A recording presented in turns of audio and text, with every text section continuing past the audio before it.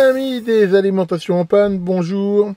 Alors, comme dit souvent ma femme, j'aime mes 203.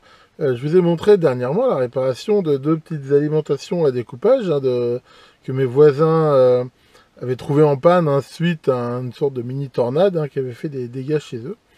Et il m'amène encore ce téléphone Alcatel sans fil qui se charge normalement sur ce support avec cette petite alim.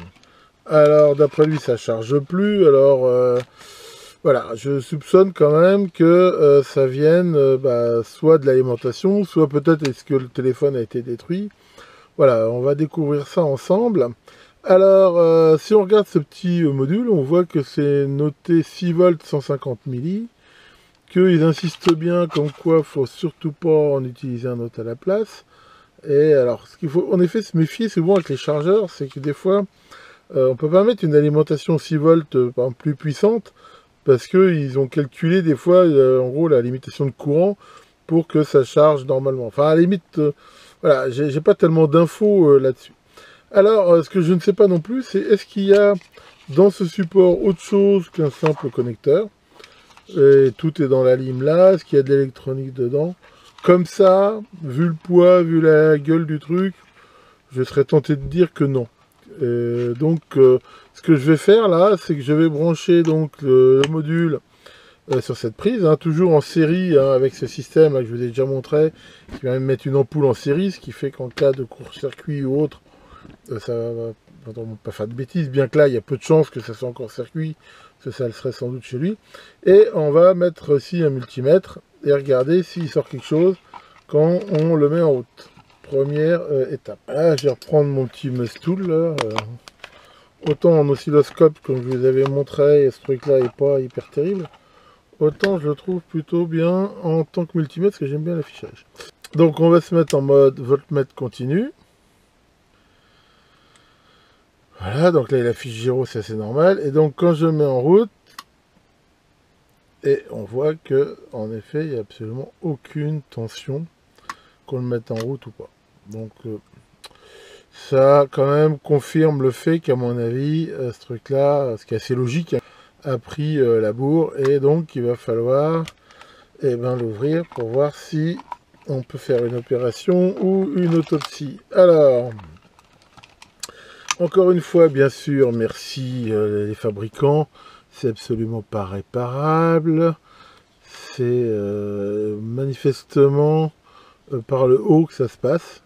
On trouve là cette rainure. Alors, encore une fois, il y a beaucoup de gens qui m'ont donné plein de conseils pour ouvrir ça, dont un avec de l'essence, mais enfin bon, de l'essence d'abord, j'en ai pas, et en plus ça pue. Donc là, je vais utiliser une autre technique qu'on m'avait donné, qui consiste à utiliser un cutter ou un couteau. Bien sûr, pour prendre un scalpel, je vais prendre comme ça un cutter qui a une lame relativement épaisse, alors jamais tordre parce que sinon ça casse, et on va regarder si, voilà, en appuyant un petit peu gentiment, on arrive là à faire quelque chose. Voilà.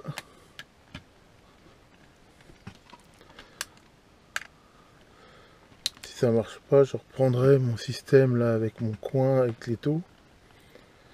Et là peut-être que ça va faire quelque chose. Alors toujours, encore une fois, avec ces trucs là, toujours prévoir qu'on force, que ça peut ripper à tout moment. Donc bien sûr, l'idée, c'est pas de mettre le doigt en dessous. Enfin voilà. On a l'air d'avoir réussi à le forcer un petit peu. On va essayer de voir si on peut pas. Ouais, ça a l'air de s'ouvrir. Voilà, ça craque un peu. Bingo. Donc voilà, bon, après on verra comment on peut le recoller. Donc là on retrouve toute l'électronique. Alors, est-ce qu'on peut l'enlever? Là, on va essayer de tirer ça avec une petite pince. Bon, il y a peu de chances qu'il y ait des condensateurs chargés dedans, mais bon, là, ils ne sont pas accessibles. À vrai dire, c'est pas très facile. À la limite, par sécurité, on peut toujours essayer de les charger là. Mais enfin, a priori, il n'y a pas de problème ici. Donc là, on va essayer de tirer le circuit imprimé. Voilà. Et en effet, on voit que ça vient s'embrocher sur ces espèces de broches là qui étaient dessus. Et là déjà on peut voir deux choses déjà quasiment à l'œil nu. C'est que les deux condensateurs là, ils ont l'air déjà bien bombés. Alors je pense pas que ce soit la surtension qui les ait bombés. Ça pourrait, mais j'y crois pas trop. Maintenant c'est comme un chargeur qui a assez d'âge. Ça se trouve ils étaient déjà bombés avant. Ce qui est possible par contre c'est que la surtension est en plus bousillé quelque chose. Donc là ce que je vais faire, hein, on voit en plus qu'il y a quand même des traces noires, hein, a priori. Donc je vais déjà bien sûr tester ici les différentes résistances de puissance. De toute façon je vais changer les capas vu la gueule qu'elles ont. elles en ont besoin, et regarder si on en tire quelque chose. C'est parti. J'avance, hein. Donc ce que j'ai fait c'est que j'ai dessoudé ici les deux condensateurs. Alors, ces deux condensateurs qui sont quasiment en parallèle avec entre eux cette petite self, hein, bon, c'est quelque chose d'assez dire courant. La self est bonne.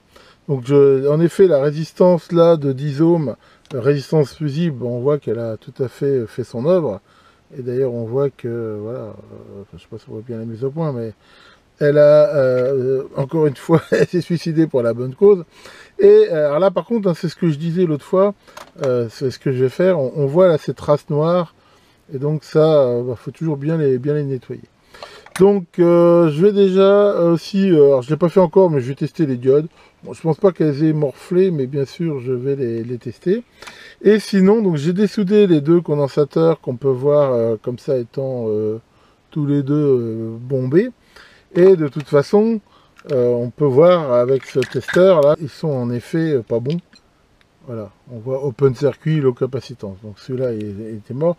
Mais encore une fois, hein, je suis quasiment certain qu'ils étaient déjà morts avant, ces trucs-là. Je pense pas que ce soit... Alors, la surtension les a peut-être achevés, mais c'est rare que surtension les fasse gonfler comme ça. Bon, enfin bon, encore une fois, je ne sais pas trop ce qui s'est passé. Je rappelle, hein, ce que j'ai déjà dit maintes fois, on peut avoir un condensateur mauvais qui n'est pas gonflé, mais un condensateur gonflé, voilà, là, il est forcément mauvais. Alors heureusement, je fais souvent de la récup, hein, justement, je vous ai déjà souvent montré ça, hein, et même quand j'arrive pas à les réparer, toutes ces lampes LED et tout, c'est une source inépuisable de composants.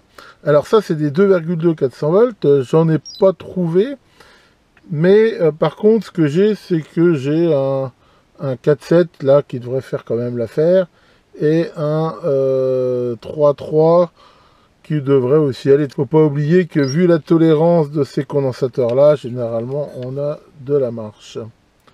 Alors allons-y pour mesurer comme celui-là avant de le changer. Donc là il fait 4,32 7 ohms de SR, donc pour un condensateur de cette valeur là c'est dans les valeurs acceptables, même si c'est pas hyper top, enfin je veux dire ça fera le job. Et là pareil, là c'est un 2,9 pour 12, ça peut encore aller. Faut pas oublier aussi que là c'est des condensateurs qui sont pas sur la partie haute fréquence, ils sont sur la partie on va dire plutôt quand même je veux dire 50 Hz. Donc d'avoir un ESR comme ça, alors je rappelle hein, qu'on trouve facilement hein, des tableaux qui en fonction des valeurs donnent l'ESR, mais ici sans être transcendant c'est acceptable. Alors je vais bien sûr remplacer, et ça je l'avais aussi dit, hein, la résistance fusible ici par une autre résistance fusible, hein, voilà, de 10 ohms, mais aussi de récup. Et ça c'est pareil, c'est très important hein, de remplacer des résistances fusibles par des résistances fusibles, parce que voilà, elles ont ce rôle de protection. Et mettre ici une 10 ohms carbone, et c'est pas bon du tout. Alors qu'est-ce qui peut se passer si on met une résistance de 10 ohms carbone? Si à un moment donné ça commence encore à se mettre en court-circuit et autres, et elle va prendre feu, elle va chauffer, elle va prendre feu, elle peut potentiellement foutre le feu là à cette plaque là de bakélite qui elle-même va commencer à foutre le feu au boîtier et éventuellement foutre le feu à la maison. Alors, je rappelle que les résistances comme ça, hein, qu'on appelle aussi non flammables, elles sont faites justement pour se brûler, mais on va dire sans dégager de flamme, et sans foutre le feu à la maison. Donc voilà, je vais donc nettoyer ici bien, comme je l'ai dit, les traces de cramé, retester les diodes, souder tout ça, et on y va pour retester. J'ai bien fait de tester les diodes, hein, il y en avait une en court-circuit, donc ça c'est pas top. Et les autres, il y en a, enfin bon, ne m'inspirez pas confiance, je les ai toutes changées. Donc récapitulons, j'ai changé la résistance fusible là par une 10 ohms identique ici. J'ai changé donc les 4 diodes par des AN4007 et les 2 kappa. Voilà. Après, de toute façon, moi, ça va s'arrêter là parce que tous les autres composants, bon, visuellement, ils ont l'air bons, mais j'ai pas moyen de toute façon de les tester. Donc, pour moi, je suis un petit peu à la limite de ce que je peux faire. Si malgré ça, là, quand je la mets en route, elle marche pas, bon, après, de toute façon, j'ai pas les autres pièces. Ça sera plus compliqué, à mon avis. Maintenant, j'ai quand même bon espoir que ça fonctionne. Alors, on peut voir un truc, c'est que j'ai monté les diodes, là, un petit peu séparés de ça. Alors ça, c'est bien et pas bien. Rappelez-vous, sur ma dernière vidéo sur les diodes, c'est vrai que de faire ça, ça refroidit un petit peu moins bien par les contacts. Mais d'un autre côté, si elle chauffe un peu, ça évite que ça crame la bakélite. Et surtout même là, pour la résistance fusible, la monter un petit peu en hauteur, hein, là qu'on peut le faire, d'abord elle se refroidira un petit peu mieux, en supposant qu'elle chauffe. Mais c'est pareil, si à un moment donné elle fait des bêtises, elle fera moins de problèmes comme ça. Alors, c'est là que les atteignants s'atteignirent.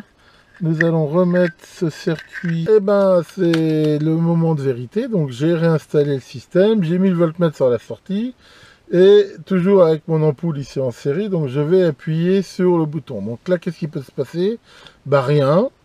Ça voudrait dire que, quelque part, l'oscillateur, quelque chose est mort.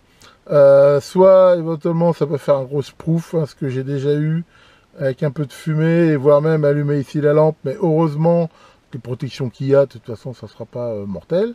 Ou sinon, avec de la chance, eh ben, on verra ici une tension. Alors, 3, 2, 1, top.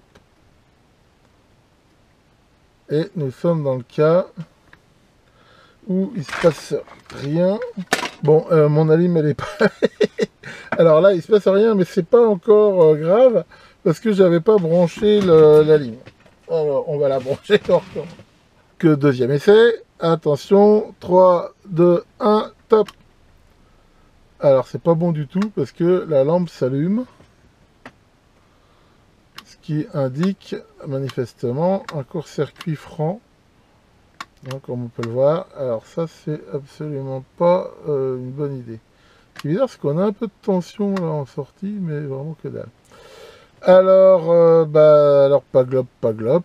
Donc, pourquoi ce court-circuit? C'est bizarre parce que ça donne vraiment l'impression d'un court-circuit franc. Alors maintenant, ce qui peut se passer, en effet, c'est que derrière, eh ben, le MOSFET qui commande le transfo soit en court-circuit. Et là, ça expliquerait ça. Alors, c'est vraiment pas une bonne nouvelle parce que j'y ai passé beaucoup de temps pour pas grand-chose. On va essayer de le ressortir pour voir. Bon, on va décharger le condensateur s'il était chargé. Bien qu'avec un court-circuit ça m'étonnerait, mais regardez un peu plus près ce qui se passe quand même. Donc les kappas, elles sont là. Alors pour info, une façon de voir ça par exemple, hein, d'ailleurs c'est ce qu'on va faire. J'aurais même pu le faire avant d'essayer, mais enfin la lampe ça craignait rien. Et ben c'est d'essayer justement d'alimenter le circuit avec une alimentation variable, hein, pour limiter en courant. Et déjà de regarder ce que ça fait quand on l'alimente. Alors, où est-ce qu'elle est? Où est-ce qu'elle est? Elle est là. Donc là, si à la place du 220, je mets mon alimentation, donc là, normalement, il n'y a pas de sens, hein, vu que c'est censé être de l'alternatif, et que j'augmente, comme on peut le voir, la tension. Voilà, on voit quelque chose qui n'est pas bon du tout. Parce que là, on voit qu'à 20 volts, je consomme déjà 500 mA. Ce qui n'est pas du tout normal. Hein, ça prouve bien qu'il y a un problème. D'ailleurs, ça fait chauffer la disome fusible à mort, là. Donc ça montre clairement que il y a sans doute, manifestement, que le circuit derrière, là, eh ben, il est mort. Le circuit de hachage. Et là, j'en ai pas de rechange. Donc, malheureusement, ça va s'arrêter là. Et c'est pas une victoire de canard, hein, on gagne pas à tous les coups. Ça me fait vraiment chier parce que voilà, j'y ai passé du temps. Mais là, je crois que je suis... Non, c'est probablement ce truc-là qui est mort, mais il n'y a même pas de rêve dessus. Et voilà, il n'y a malheureusement pas grand chose donc à faire. Et ben un canard n'a peut-être pas gagné, mais je vais le niquer quand même parce que je vais quand même pas laisser mes vieux voisins, c'est des personnes âgées là, sans téléphone, hein, c'est important pour eux. Et donc j'ai regardé dans tous mes stocks de vieux chargeurs, j'ai trouvé un truc Sony là, un petit adaptateur semblable. Bon, j'ai rajouté une résistance en série parce que il donnait un peu trop de tension. Puis en même temps, s'il y avait ce côté un peu chargeur. Et là, si on regarde bien, si je mets en route, tac, tac, tac, comme on peut voir, là, je sais pas si on voit bien, il affiche charge. Enfin, cherche. En fait, il y a bien le petit logo comme quoi il cherche sa batterie. Et bah, cherche, parce que là, il cherche la base que bien sûr, je n'ai pas. Donc, bon, on va le laisser en charge toute la nuit, histoire de recharger ses batteries. Et je pense que ça devrait le faire. Et ben voilà pour cette réparation, on va dire, qui est une demi-réussite ou un semi-échec, selon la façon de voir les choses. Enfin bon, voilà, à la limite, l'important, c'est le résultat, et c'est que ce téléphone, quand même, va pouvoir refonctionner. Alors, vous pouvez noter un truc, quand même, hein, c'est que c'est quand même important, vous voyez, quand on fait des tests, eh ben, de mettre une ampoule en série, par exemple, comme ça. Qu'est-ce qui serait passé si j'avais pas mis l'ampoule? Ce qu'il faut bien voir, c'est que derrière, comme on l'a vu, c'est quasiment un court-circuit. Donc il serait passé que cette pauvre résistance fusible là aurait sans doute fait un grand pouf pour le coup. Et si ça se trouve, même ça aurait fait sauter le disjoncteur parce que le temps de réponse de ces résistances fusibles, c'est quand même pas, je veux dire, instantané. Donc voilà, hein, encore une fois, si vous faites ce genre de test, hein, je vous conseille vraiment de mettre ces lampes en série. Comme on l'a vu, c'est vraiment utile. Tiens, Maurice, ça va, Maurice? Qu'est-ce qu'il y a? Tu te demandes si je t'aime? Bien sûr que je t'aime. Est-ce que je pourrais t'échanger contre une autre main robot? Oh bah, Maurice, attends, jamais je ferai ça. Et contre un oscilloscope? Quelle marque. Oui, bah, et si tu me prends par les sentiments aussi, hein. Il y a des questions, faut mieux pas poser si on a peur des réponses. D'ailleurs, en parlant d'oscilloscope, bah, vous pouvez voir que mon beau Tektronix de compétition, eh ben, ses vacances en Vendée étaient finies et qu'il est reparti aujourd'hui vers ses légitimes propriétaires. Mais enfin, c'est pas grave, j'ai quand même filmé quelques vidéos d'avance dessus que je vous montrerai comme ça au fur et à mesure que je ferai des vidéos sur mon canal pro. Donc voilà, bon bah il est bien tard, hein, donc je crois que je vais mettre cette vidéo uploadée cette nuit et elle sera disponible demain, donc demain on sera le 19. Alors c'est vrai que j'avais vraiment pas prévu de faire ça ce soir. Ce soir j'avais commencé, je m'étais lancé à mettre un interrupteur devant la charge là que je vous ai montré, et puis ça se faisait pas bien parce que c'est pas très pratique. Donc j'ai absolument pas avancé là-dessus. Je voulais aussi vous montrer un autre truc et bah j'avancerai pas non plus. Mais enfin voilà, c'est comme ça dans la vie, hein, on fait pas toujours ce qu'on veut. Que le grand fusible, Dieu des protections, veille sur vos alimentations et à très bientôt pour de nouvelles vidéos.